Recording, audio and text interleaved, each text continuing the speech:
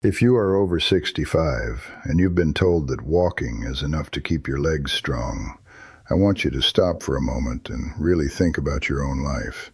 Not the advice you've heard, not the articles you've skimmed, your real life. Can you get up from a low chair without using your hands? Can you step up onto a curb without hesitation? Can you catch yourself quickly if your foot lands a little awkwardly on uneven ground? Can you climb stairs without your legs feeling uncertain halfway up? Because that is where the truth shows up.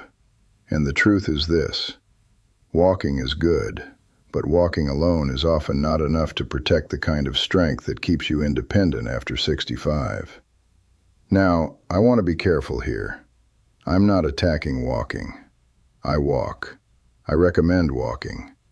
It's excellent for circulation, mood, endurance, heart health, and keeping the body in motion. But there's a difference between movement that keeps you active and movement that keeps you strong. And once you reach this stage of life, that difference matters a lot more than most people realize. I learned that lesson the hard way.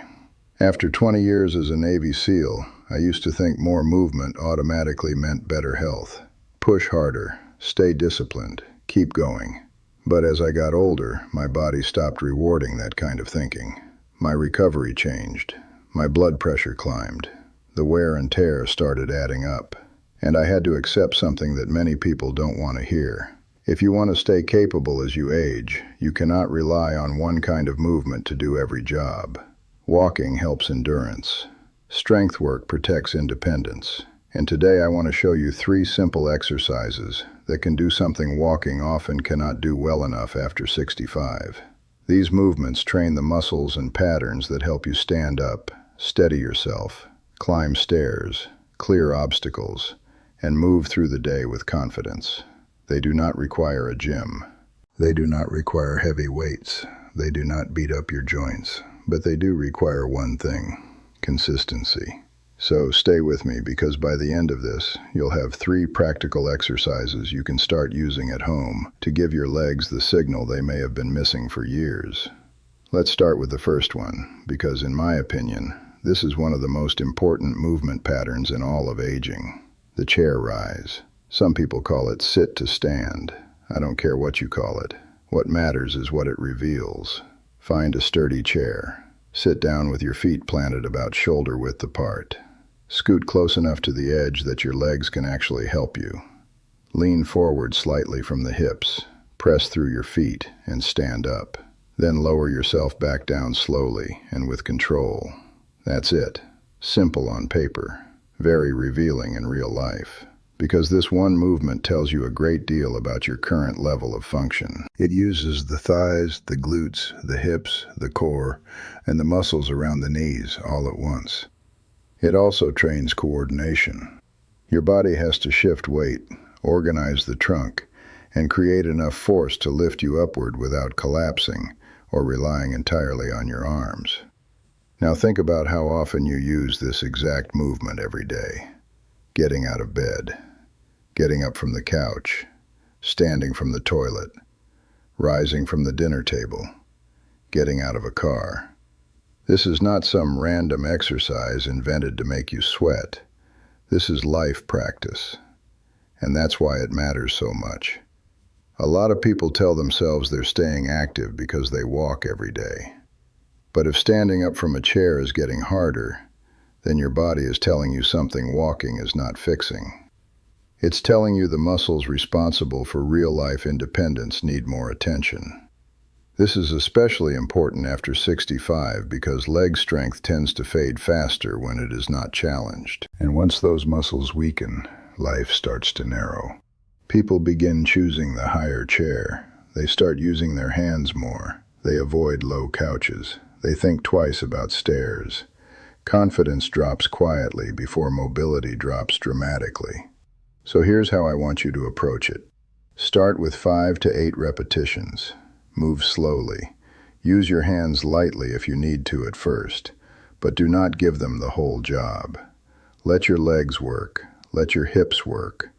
Over time, try to rely less on your arms and more on the muscles that are supposed to support you. If it feels hard, that does not mean it's wrong for you. It often means it's exactly what you need. The second exercise is the heel raise. Now, this is one of the most overlooked movements in older adults, and that is a mistake. Because when people think about leg strength, they usually focus on the thighs and forget about the calves. But your calves are doing far more than most people give them credit for. They help push you forward when you walk. They stabilize the ankle. They help manage balance. They support stair climbing. They help you react when the ground changes unexpectedly. And after 65, the calves can weaken faster than people notice. That's a problem, because weak calves often show up as slower walking, shakier steps, less stable ankles, and more effort on stairs. People start feeling less sure of themselves on slopes, curbs, and uneven surfaces. And because the change happens gradually, they blame aging in general, instead of recognizing that a specific part of the body needs training. Here's the movement. Stand near a chair, wall, or counter so you have something nearby for light support. Keep your feet about hip-width apart. Then slowly rise up onto the balls of your feet as high as you comfortably can. Pause for a moment at the top. Then lower back down under control. That's 1 repetition. What I want from you here is not speed. I want range and control. Rise as high as you can without wobbling wildly. Pause long enough that the muscles actually work. Then lower slowly instead of dropping. Walking does use the calves, yes, but it usually does not challenge them through their full strength range. Heel raises do. They ask the calves, ankles, feet, and lower leg stabilizers to carry more of the load. That's what makes them valuable. Do 10 to 15 repetitions. Rest, then do another set. If 2 sets feels manageable, great. If you're just starting, 1 set is perfectly respectable. Build gradually. And here's what I want you to pay attention to over time. Stairs start to feel less intimidating. Your push-off when walking gets a little stronger. Your ankles feel more trustworthy. Your feet feel more connected to the floor. Those are meaningful changes. That is not cosmetic improvement. That is practical strength returning. The third exercise is the marching knee lift. This one matters because one of the first things I notice in aging adults who are losing confidence is that their feet stop clearing the ground well. The stride gets shorter, the knee lift gets smaller. The walking pattern becomes more like shuffling than stepping. And when that happens, the risk of tripping goes up fast. That is not a minor issue. A weak knee lift affects more than walking. It affects stepping into a car. It affects climbing stairs. It affects stepping over a curb or a threshold. It affects how safely you recover if your toe catches something. And one of the biggest reasons this declines is weakness in the hip flexors and the stabilizers around the pelvis. Walking alone often does not strengthen these muscles enough once they have already started to weaken. So here's the drill. Stand tall near a chair or countertop. Hold lightly if you need support. Lift 1 knee up as high as is comfortable for you. It doesn't have to reach perfect hip height right away. Then lower it slowly and switch sides. March in place with intention. 1 knee lifts, comes down under control, then the other. No rushing, no sloppy swinging, no mindless motion. This is balance, strength, and coordination all working together. When you lift 1 leg, the standing leg has to stabilize you. The ankle has to respond. The hip has to hold you. The core has to keep you upright. The brain has to organize the whole pattern. That is a lot of value from a very simple movement. Start with 10 repetitions per side, or set a timer for 20 or 30 seconds and move with quality. If you need a hand on the counter, use it. That is not weakness. That is intelligent training. Stability allows repetition, and repetition creates progress. If this exercise feels awkward at first, good. That means you have found an area that needs work. Too many people avoid the movements that expose weakness. That is exactly backward. The movement that feels humbling today is often the one that helps protect you tomorrow. Now, let's step back and look at what these 3 exercises are really doing together. The chair rise trains your ability to lift your body upward. The heel raise strengthens the lower legs and ankles that help keep you stable. The marching knee lift restores the ability to clear the foot and control balance during stepping. That combination is powerful because it covers three major weak points that walking alone often leaves undertrained. Walking moves you forward. These exercises help you rise, stabilize, and step safely. And after 65, you need all of that. You need endurance, yes, but endurance without strength can leave you tired and still vulnerable.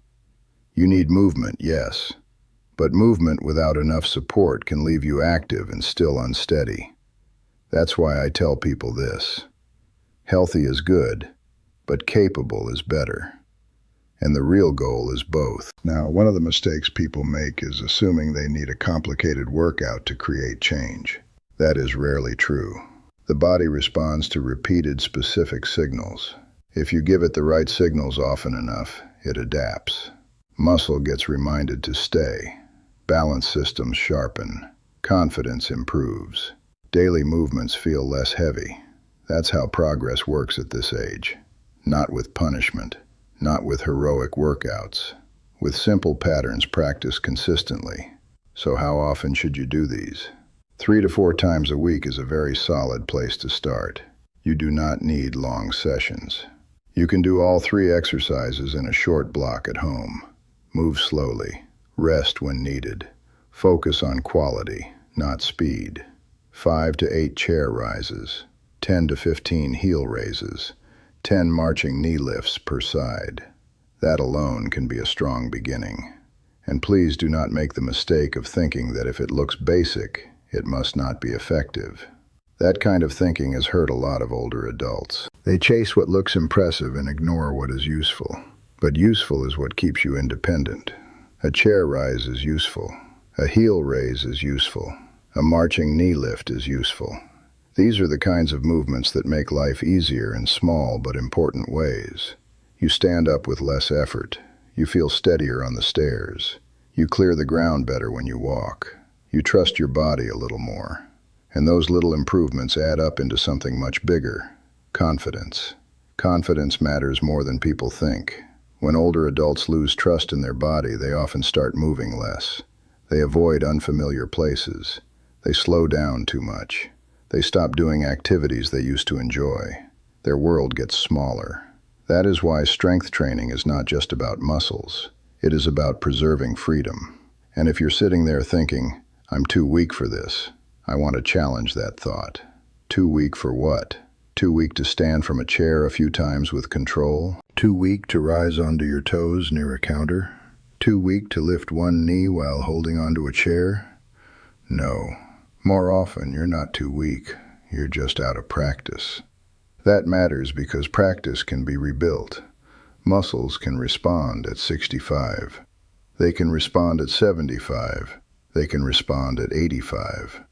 The body is always listening to the signals you give it.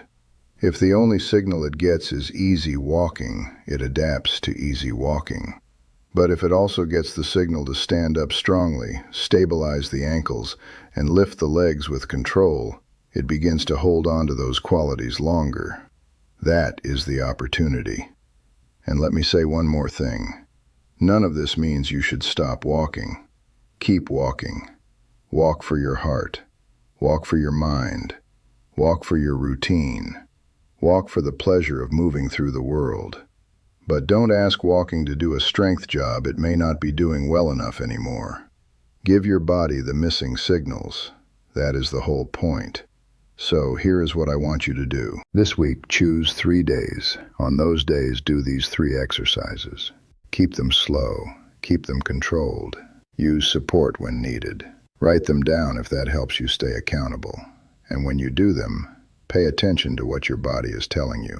Where do you feel strong? Where do you feel shaky? Where do you feel effort? Where do you feel improvement? That awareness is part of the process too. Because the goal here is not to chase some perfect fitness image.